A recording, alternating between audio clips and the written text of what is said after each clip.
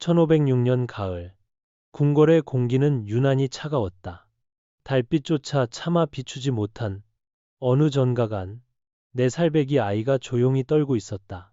그 아이의 이름은 이영수, 조선의 왕 연산군과 그의 총애를 받던 후궁 장록수 사이에서 태어난 딸이었다. 며칠 전까지만 해도 세상은 그녀의 것이었다. 어머니는 궁궐의 모든 이들이 두려워하던 여인이었고 아버지는 조선의 왕이었다. 그러나 지금 모든 것이 무너졌다. 아버지는 반정군에게 쫓겨났고 어머니는 군기시 앞에서 돌팔매를 맞으며 참혹하게 죽었다. 사람들은 성난 목소리로 나라의 피를 빨아먹은 요부라 외쳤다. 그날의 광경은 어린 영수의 기억 속에서 지워지지 않는 그림자처럼 남았다. 그녀는 이해하지 못했다. 왜 세상이 하루아침에 자신을 미워하게 되었는지, 어제까지만 해도 왕녀였던 자신이 오늘은 역적의 딸이라 불린다는 것을. 영수의 기억 속에서 아버지는 폭군이 아니었다. 언제나 따뜻한 손으로 머리를 쓰다듬던 다정한 사람, 새 옷을 입혀주며 웃던 어머니의 얼굴만이 남았다. 그러나 그 모든 온기는 순식간에 사라졌다. 궁궐의 문이 닫히고 하녀들의 발소리마저 끊기던 순간 세상은 소녀를 버렸다. 그녀는 알지 못했다. 이 절망의 시작이 곧 자신의 생을 이어가게 할 운명이 될 것임을. 그날 4살의 공주는 역사의 가장 어두운 밤을 홀로 맞이했다. 그날 이후 궁궐은 마치 살아있는 것이 죽어버린 듯 고요했다. 불길처럼 번지던 연산군의 권세는 순식간에 꺼졌다. 반정군이 들이닥친 새벽, 수많은 신하들이 무릎을 꿇었고 왕의 깃발은 찢겼다. 사람들은 뒤돌아 연산군을 폭군이라 부르기 시작했다. 그러나 영수에게 그는 여전히 아버지였다. 그녀의 기억 속에서 아버지는 언제나 웃으며 영수야, 오래오래 살아야 한다고 말하던 따뜻한 사람이었다. 장록수는 이미 붙잡혀 군기시 앞으로 끌려갔다. 돌이 날아들고 욕설이 터졌다.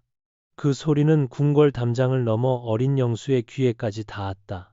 어머니가 죽었다는 소식이 전해진 날, 영수는 아무 말도 하지 못했다. 다만 작은 손으로 어머니가 쓰던 비녀를 꼭 쥐고 있었다. 그것이 어머니를 기억할 수 있는 유일한 물건이었다. 연산군의 아들들은 왕위의 피를 이었다는 이유만으로 차례로 목숨을 잃었다. 피비린내 나는 숙청 속에서도 영수는 살아남았다. 왕위 계승권이 없다는 이유, 단지 여자의 몸으로 태어났다는 이유였다. 살아남았다는 사실이 축복이었을까? 아니면 끝없는 저주의 시작이었을까? 어둠은 길고 계절은 차가웠다. 왕의 딸로 태어났지만 더 이상 왕의 보호를 받을 수 없었던 아이. 영수는 그렇게 4살의 나이에 세상의 잔혹함을 배워야 했다. 세상은 하루아침에 뒤집혔다. 궁궐의 문은 닫히고 연산군의 이름은 금기가 되었다. 그가 남긴 피부치들은 하나둘 사라졌다. 아들들은 사사되었고 후궁들은 모두 형장의 이슬로 사라졌다. 그리고 그 틈에서 어린 영수는 이름조차 숨겨야 했다. 이제 그녀는 더 이상 공주가 아니었다. 사람들은 속삭였다. 저 아이가 바로 장록수의 딸이래. 그 말 한마디가 그녀의 운명이 되었다. 영수는 누군가의 손에 이끌려 궁 밖으로 내쳐졌다. 누구의 집이었는지, 어느 고을이었는지 기억나지 않는다. 다만 그곳의 공기는 궁궐보다 훨씬 차가웠다. 하루에도 몇 번씩 사람들의 시선이 등에 꽂혔다. 아이는 울지 않았다. 울면 어머니의 이름이 더럽혀질 것만 같았기 때문이다. 그녀를 거두어준 이는 어머니의 언니, 장복수였다는 이야기가 전해진다. 혹은 패비 신씨가 불쌍히 여겨 숨겨두었다는 설도 있다. 그러나 기록은 침묵한다. 조선의 역사책 속에서 그녀는 단 한 줄로만 남았다. 연산군의 딸, 영수. 그것이 전부였다. 하지만 그 짧은 한 줄 뒤에는 살아남은 한 아이의 길고도 고독한 세월이 있었다. 밤마다 어머니의 자장가가 들리는 듯했고 새벽마다 차가운 바람이 이름 없는 아이의 뺨을 스쳤다. 영수는 그렇게 역적의 딸로서 첫 번째 겨울을 견뎠다. 세월은 흘렀다.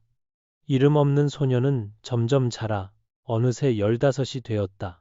사람들은 그녀가 누구의 딸인지 잊은 듯 했지만 영수의 마음속에서는 여전히 궁궐의 불빛이 꺼지지 않았다.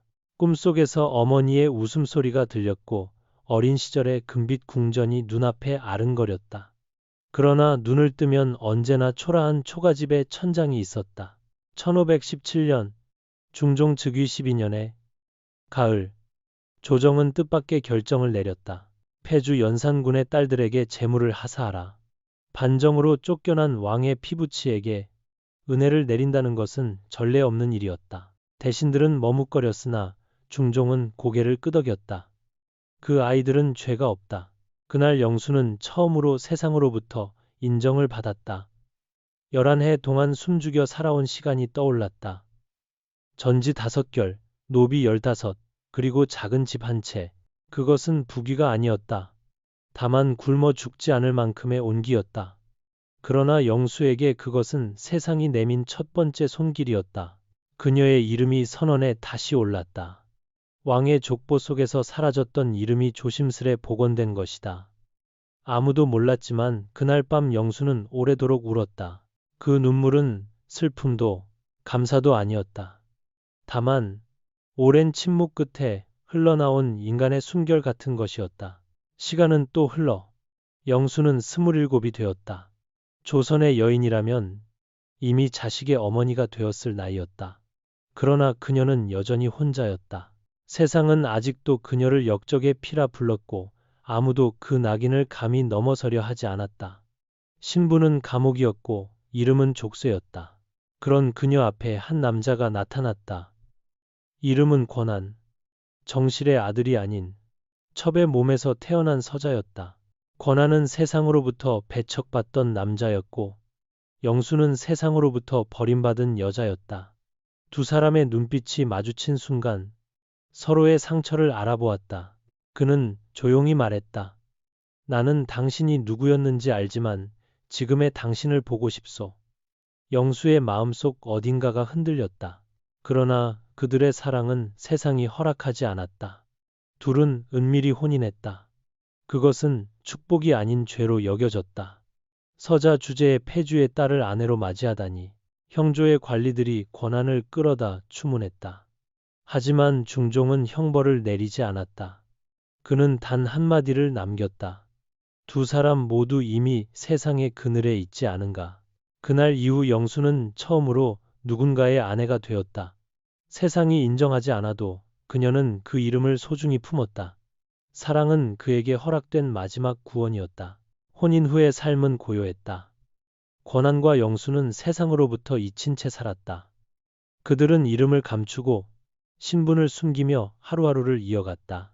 궁궐의 화려함 대신 좁은 초가집에 따뜻한 등불이 있었고 왕녀의 옷 대신 손수 짠 베옷이 있었다. 그러나 그 속에는 오래전 잃어버린 평온이 있었다.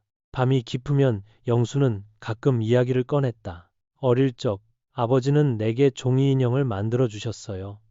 그때의 웃음소리를 아직도 기억해요. 권한은 말없이 그녀의 손을 잡았다. 그는 서자로서 평생 모욕을 받았고 그녀는 역적의 딸로서 평생 숨죽여 살았다. 세상이 외면한 두 영혼이 서로를 품으며 버티고 있었다. 그들의 결혼이 축복이었는지 혹은 또 다른 시련이었는지는 아무도 모른다. 다만 실록은 말한다. 권한이 분수를 모르고 장수건의 딸에게 장가들었다. 세상은 끝까지 그들을 이해하지 않았다. 그러나 영수는 세상의 눈길보다 남편의 손길을 택했다. 그녀에게 사랑은 화려하지 않았다. 이름 없는 둘이 서로를 부르며 살아가는 그 조용한 순간이 곧 생의 이유였다. 세상은 그들의 존재를 잊었지만 그들은 서로의 세계를 만들어갔다. 세월은 흘러 영수의 머리카락에도 서리가 내리기 시작했다. 그녀의 이름은 더 이상 궁궐의 족보에도 마을의 호적에도 뚜렷이 남지 않았다. 그러나 그녀는 그 사실을 슬퍼하지 않았다. 오히려 세상이 자신을 잊어주기를 바랐다. 그 속에서만이 비로소 평온을 얻을 수 있었기 때문이다. 권한과의 삶은 조용했다. 두 사람은 자식이 없었다. 혹 있었더라도 어린 생명이 세상을 오래 버티지 못했을 것이다. 그럼에도 영수는 매일 작은 제단 앞에 향을 피웠다. 그 연기 속에서 어머니의 얼굴이 떠오르고 어린 시절의 궁궐이 멀리 아른거렸다. 어머니, 저는 아직 살아 있습니다. 그녀는 속삭였다. 세상은 여전히 불안했다. 중종의 조정에서도 사화가 일어났고 많은 이들이 피를 흘렸다. 그러나 영수는 더 이상 두려워하지 않았다. 폭군의 딸로 역적의 피로 숱한 멸시를 받으며 살아온 세월이 그녀를 단단하게 만들었다. 그녀의 집에는 늘 작은 등불 하나가 켜져 있었다. 그것은 왕의 피를 이어받은 자의 마지막 자존심이자 인간으로서의 마지막 온기였다. 세상은 그녀를 잊었지만 그녀는 여전히 살아 있었다. 그것만으로 충분했다. 그녀의 마지막 세월은 기록되지 않았다. 실록은 더 이상 그녀의 이름을 남기지 않았고 후세의 누구도 그녀의 무덤이 어디 있는지 몰랐다. 다만 사람들은 말했다. 조용히 살다가 조용히 떠났다. 그것이 전부였다. 그러나 그 짧은 한마디 속에는 수십 년의 침묵과 인내가 깃들어 있었다. 왕의 딸로 태어나 역적의 피로 살았던 여인 이영수. 그녀의 생은 화려한 시작과 비참한 전환, 그리고 잔잔한 끝으로 이어졌다. 영수는 더 이상 자신을 공주라 부르지 않았다. 다만 한 사람의 여인으로, 한 인간으로 남기를 바랐다. 그 바람이야말로 그녀가 평생 찾아 헤맨 자유였다. 어느 봄날 그녀는 마지막으로 하늘을 올려다보았다. 바람에 흩날리는 살구꽃잎이 눈처럼 내려앉았다. 이제야 조금 따뜻하구나. 그녀의 입가에는 미소가 번졌다. 그 미소 속에는 슬픔도 후회도 원망도 없었다. 오직 살아낸 사람만이 지을 수 있는 조용한 평화가 있었다. 왕녀로 태어나 이름 없는 여인으로 죽은 사람. 그러나 그녀의 삶은 역사의 그늘 속에서 여전히 미세한 빛을 낸다. 그것은 권력의 허망함을 넘어선 인간의 강인함에 대한 증언이었다.